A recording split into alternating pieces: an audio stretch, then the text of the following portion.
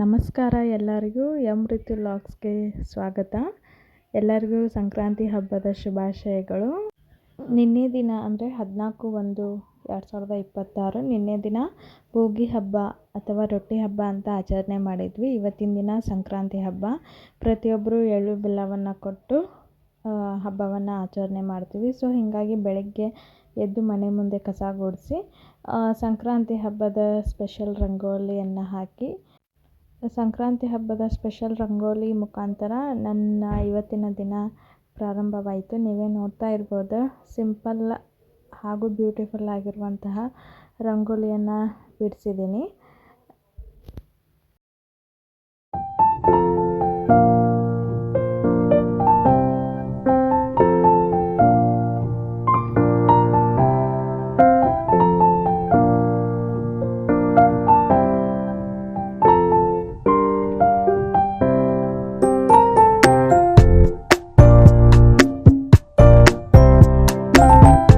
ಮನೆ ಕೆಲಸ ಎಲ್ಲ ಮುಗಿದಾದ್ಮೇಲೆ ನಾನು ಅಡುಗೆಗೆ ರೆಡಿ ಮಾಡ್ಕೊಳ್ತಾ ಇದ್ದೀನಿ.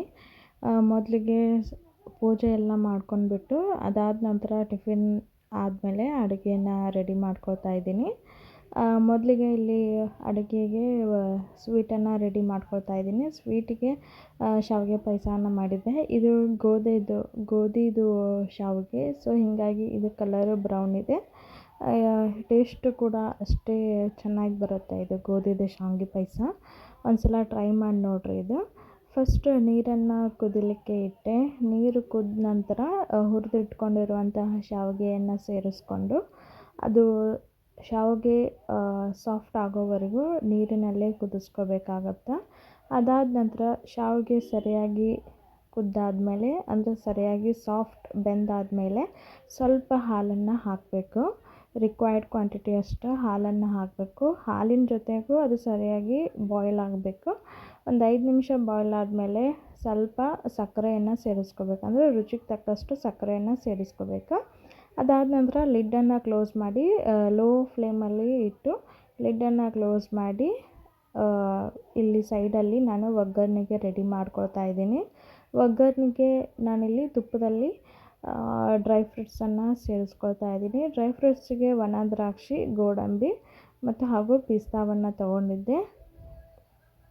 ಈ ರೀತಿ ತುಪ್ಪದಲ್ಲಿ ಒಗ್ಗರಣೆನ ರೆಡಿ ಮಾಡಿಕೊಂಡು ರೆಡಿಯಾಗಿರುವಂತಹ ಶಾವಿಗೆಗೆ ಒಗ್ಗರಣೆನ ಸೇರಿಸಿದ್ರೆ ಅಂದರೆ ತುಪ್ಪದಲ್ಲಿ ಮಾಡಿರುವಂಥ ಒಗ್ಗರಣೆ ಹಾಕ್ಕೊಂಡ್ರೆ ನಮಗೆ ಬಿಸಿ ಬಿಸಿಯಾಗಿರುವಂತಹ ಟೇಸ್ಟಿಯಾಗಿರುವಂಥ ಶಾವಿಗೆ ಪಾಯಸ ರೆಡಿಯಾಗೈತಿ. ನಾನು ಸಿಂಪಲ್ ಆ್ಯಂಡ್ ಟೇಸ್ಟಿ ಶಾವಿಗೆ ಪಾಯಸನ ರೆಡಿ ಮಾಡ್ಕೊಂಡಿದ್ದೆ.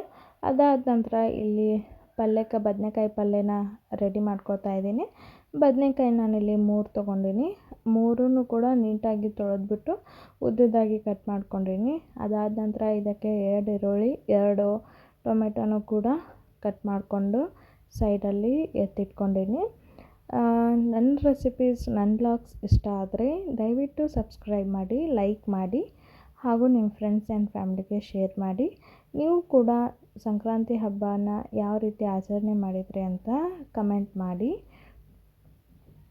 ನೀವೇ ನೋಡ್ತಾ ಇರ್ಬೋದು, 3 ಬದನೆಕಾಯಿಗೆ 2 ಟೊಮೆಟೊ, 2 ಈರುಳ್ಳಿನ ಸೇರಿಸ್ತಾ ಇದ್ದೀನಿ. ಆಮೇಲೆ ಅನ್ನ, ಸಾಂಬಾರು, ಶಾವಿಗೆ ಪಾಯಸ ಮತ್ತು ಬದನೆಕಾಯಿ ಪಲ್ಯ ಮತ್ತು ಮಿರ್ಚಿ ಬಜ್ಜಿ ಇದು ಇವತ್ತಿಂದ ಅಡುಗೆ ಆಗಿತ್ತು. ನಾನು ಪಪ್ಪು ಮಾಡ್ಕೊಂಡಿದ್ದೆ. ಪಪ್ಪು ಯಾವ ರೀತಿ ಮಾಡೋದು ಅಂತ ಹಿಂದಿನ ವಿಡಿಯೋದಲ್ಲಿ ಅಪ್ಲೋಡ್ ಮಾಡಿದ್ದೀನಿ. ದಯವಿಟ್ಟು ಒಂದು ಸಲ ಆ ವಿಡಿಯೋನ ಚೆಕ್ ಮಾಡಿ. ನಾನಿಲ್ಲಿ ಎಲ್ಲವನ್ನು ನೀಟಾಗಿ ಕಟ್ ಮಾಡಿ ಎತ್ತಿಟ್ಟ ಮೇಲೆ ಒಗ್ಗರಣೆಗೆ ರೆಡಿ ಮಾಡ್ಕೊಳ್ತಾ ಇದ್ದೀನಿ. ಒಗ್ಗರಣೆಗೆ ಸ್ವಲ್ಪ ಪ್ಯಾನ್ ಬಿಸಿಗಿಟ್ಟು ಸ್ವಲ್ಪ ಎಣ್ಣೆಯನ್ನು ಹಾಕಿ, ಎಣ್ಣೆ ಕಾದಾದ ನಂತರ ಜೀರಿಗೆ, ಸಾಸಿವೆ, ಹಿಂಗನ್ನು ಹಾಕಿ ನೀಟಾಗಿ ಈರುಳ್ಳಿನ ಹಾಕಿ ಹಸಿ ವಾಸನೆ ಹೋಗೋವರೆಗೂ ನೀಟಾಗಿ ಹುರ್ಕೊಂಡಾದಮೇಲೆ ಅದಕ್ಕೆ ಟೊಮೆಟೊನ ಸೇರಿಸಿ, ಟೊಮೆಟೊ ಸೇರಿಸಿದ ಮೇಲೆ ರುಚಿಗೆ ತಕ್ಕಷ್ಟು ಉಪ್ಪು ಮತ್ತು ಅರಿಶಿಣನ ಸೇರಿಸ್ಕೊಂಡು ನೀಟಾಗಿ ಫ್ರೈ ಮಾಡಿಕೊಂಡು ಉದ್ದುದ್ದಾಗಿ ಕಟ್ ಮಾಡಿರುವಂತಹ ಬದನೆಕಾಯನ್ನು ಸೇರಿಸ್ಕೊಂಡು ಎಣ್ಣೆಯಲ್ಲಿನೇ ಒಂದು 2 ನಿಮಿಷ ನೀಟಾಗಿ ಫ್ರೈ ಮಾಡ್ಕೋಬೇಕಾಗ್ತೈತಿ. ಇದು ಫ್ರೈ ಆದಮೇಲೆ ಇದಾದ ನಂತರ ನಾನು ನೀರನ್ನು ಆ್ಯಡ್ ಮಾಡಿದ್ದೀನಿ. ಮುಂಚೆನೇ ನೀರನ್ನು ಆ್ಯಡ್ ಮಾಡ್ಲಿಕ್ಕೆ ಹೋಗಬೇಡ್ರಿ. ಫಸ್ಟ್ ಎಣ್ಣೆಯಲ್ಲಿ ಅದು ಹುರ್ಕೋಬೇಕಾಗ್ತೈತಿ. ಅದಾದ ನಂತರ ಟೇಸ್ಟ್ ಬ್ಯಾಲೆನ್ಸ್ ಮಾಡಲಿಕ್ಕೆ ಇಲ್ಲಿ ಟೊಮೆಟೊ ಹುಳಿಯನ್ನು ಹಾಕಿರ್ತೀವಲ್ಲ, ಸೊ ಟೇಸ್ಟ್ ಬ್ಯಾಲೆನ್ಸ್ ಮಾಡಲಿಕ್ಕೆ ಸಕ್ಕರೆಯನ್ನು ಸೇರಿಸ್ಕೊಂಡು ಆಮೇಲೆ ಒಂದು ಅರ್ಧ ಲೋಟದಷ್ಟು ನೀರನ್ನು ಹಾಕಿ ಲಿಡ್ಡನ್ನು ಕ್ಲೋಸ್ ಮಾಡಿ ಇದನ್ನು ಕುದಿಲಿಕ್ಕೆ ಇಡಬೇಕು. ನೀವೇ ನೋಡ್ತಾ ಇರ್ಬೋದು, ಇದು ಆಲ್ಮೋಸ್ಟ್ ಬಾಯ್ಲ್ ಆಗಿದೆ. ಅದಾದ ನಂತರ ಸ್ವಲ್ಪ ಅರಿಶಿನ ಪುಡಿ ಹಾಗೂ ಶೇಂಗಾ ಪೌಡರನ್ನು ಸೇರಿಸ್ಕೊಂಡಿನಿ. ಶೇಂಗಾ ಪೌಡರು ಸ್ವಲ್ಪ ತರಿಯಾಗಿ ಮಿಕ್ಸಿ ಮಾಡಿ ಎತ್ತಿಟ್ಕೊಂಡಿರ್ತೀನಿ. ಹಾಗೂ ಖಾರಕ್ಕೆ ಒಣ ಖಾರ ಅಂದರೆ ಮಸಾಲ ಖಾರ, ಇದು ರೆಡಿಮೇಡ್ ಮಸಾಲ ಖಾರ, ಇದನ್ನು ಸೇರಿಸ್ಕೊಂಡಿದ್ದೀನಿ. ಟೇಸ್ಟು ಕೂಡ ಚೆನ್ನಾಗಿ ಬರ್ತೈತಿ. ಖಾರಕ್ಕೆ ಒಣ ಖಾರವನ್ನು ಸೇರಿಸ್ಕೊಂಡು ಈ ರೀತಿ ಮಿಕ್ಸ್ ಮಾಡಿಕೊಂಡ್ರೆ 1-2 ನಿಮಿಷ ಲಿಡ್ಡನ್ನು ಕ್ಲೋಸ್ ಮಾಡಿ ಲೋ ಟು ಮೀಡಿಯಮ್ ಫ್ಲೇಮಲ್ಲಿ ಇದನ್ನಿಟ್ಟು ಬಾಯ್ಲ್ ಮಾಡಿದರೆ ನಮಗೆ ಟೇಸ್ಟಿಯಾಗಿರುವಂತಹ ಕ್ವಿಕ್ ಆಗಿರುವಂತಹ ಬದನೆಕಾಯಿ ಪಲ್ಯ ರೆಡಿಯಾಗಿರ್ತೈತಿ. ಕೊತ್ತಂಬರಿ ಸೊಪ್ಪಿನಿಂದ ಗಾರ್ನಿಷ್ ಮಾಡಿಕೊಂಡ್ರೆ ಟೇಸ್ಟಿಯಾಗಿರುವಂತಹ ಇದು ಸೈಡ್ ಡಿಶ್.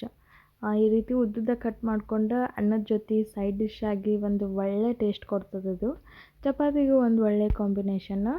ಇದಾದ ನಂತರ ನಾನು ಫಸ್ಟ್ ಸ್ವೀಟ್ ರೆಡಿ ಮಾಡಿಕೊಂಡೆ. ಅದಾದ ನಂತರ ಬದನೆಕಾಯಿ ಪಲ್ಯ ರೆಡಿ ಮಾಡಿಕೊಂಡೆ. ಅದಾದ ನಂತರ ಒಂದು ಕಡೆ ಸಾಂಬಾರೂ ಕೂಡ, ದ್ಯಾಟ್ ಈಸ್ ಪಪ್ಪೂ ಕೂಡ ರೆಡಿ ಮಾಡಿಕೊಂಡೆ. ಆಮೇಲೆ ಅನ್ನನೂ ಕೂಡ ರೆಡಿಯಾಗಿತ್ತು. ಲಾಸ್ಟಿಗೆ ನಾನು ಮಿರ್ಚಿಯನ್ನು ಮಾಡ್ಕೊಳ್ತಾ ಇದ್ದೀನಿ. ನೀವೇ ನೋಡ್ತಾ ಇರ್ಬೋದು, ಈ ರೀತಿ ಜಾಲರಿ ಬರಬೇಕು. ಬಜ್ಜಿನೂ ಕೂಡ ಯಾವ ರೀತಿ ಮಾಡಬೇಕು ಅನ್ನುವಂತಹ ಒಂದು ವಿಡಿಯೋನ ಅಪ್ಲೋಡ್ ಮಾಡಿದ್ದೀನಿ. ದಯವಿಟ್ಟು ಆ ವಿಡಿಯೋನ ಚೆಕ್ ಮಾಡಿ. ಆಮೇಲೆ ಯಾವ ರೀತಿ ಬಜ್ಜಿನ ಬಿಡಬೇಕು ಅನ್ನೋದು ಕೂಡ ಆ ಒಂದು ವಿಡಿಯೋದಲ್ಲಿ ಡೀಟೇಲಾಗಿ ಎಕ್ಸ್ಪ್ಲೈನ್ ಮಾಡಿದ್ದೀನಿ. ಸ್ವಲ್ಪ ಜಾಲರಿ ಬಂತಂದ್ರೆ ಬಜ್ಜಿ ಕೂಡ ಚೆನ್ನಾಗಿರ್ತೈತಿ. ಸೊ ಅದು ಯಾವ ರೀತಿ ಹಿಟ್ಟನ್ನು ಕಲಿಸ್ಕೋಬೇಕು, ಯಾವ ರೀತಿ ಆ ಹಿಟ್ಟನ್ನು ನಾವು ರೆಡಿ ಮಾಡ್ಕೋಬೇಕು ಅನ್ನೋದು ಡೀಟೇಲ್ ವಿಡಿಯೋ ಅಲ್ಲಿದೆ, ದಯವಿಟ್ಟು ಚೆಕ್ ಮಾಡಿ ಅದನ್ನು. ಅದಾದ ನಂತರ ನಾನು ಫೈನಲಿ ಬಜ್ಜಿನೂ ಕೂಡ ರೆಡಿ ಮಾಡ್ಕೊಂಡಾಯಿತು. ನೀವೇ ನೋಡ್ತಾ ಇರ್ಬೋದು, ಪಾಯಸ, ಸ್ವೀಟು, ನೆಕ್ಸ್ಟ್ ಬದನೆಕಾಯಿ ಪಲ್ಯ, ಪಪ್ಪು, ಅನ್ನ, ಬಜ್ಜಿ ಎಲ್ಲವೂ ಕೂಡ ರೆಡಿ ಆಯಿತು. ಸೊ ಫೈನಲಿ ದೇವರಿಗೆ ನೈವೇದ್ಯ ತೋರಿಸೋ ಟೈಮು. ನೈವೇದ್ಯಕ್ಕೆ ಎಲ್ಲನೂ ಕೂಡ ರೆಡಿ ಮಾಡ್ಕೊತಾ ಇದ್ದೀವಿ. ಇದಾಗಿತ್ತು ನನ್ನ ಇವತ್ತಿನ ವ್ಲಾಗ್ಸು. ನನ್ನ ವ್ಲಾಗ್ಸ್ ಇಷ್ಟ ಆದರೆ ದಯವಿಟ್ಟು ಲೈಕ್ ಮಾಡಿ, ಸಬ್ಸ್ಕ್ರೈಬ್ ಮಾಡಿ. Thank you. Bye bye.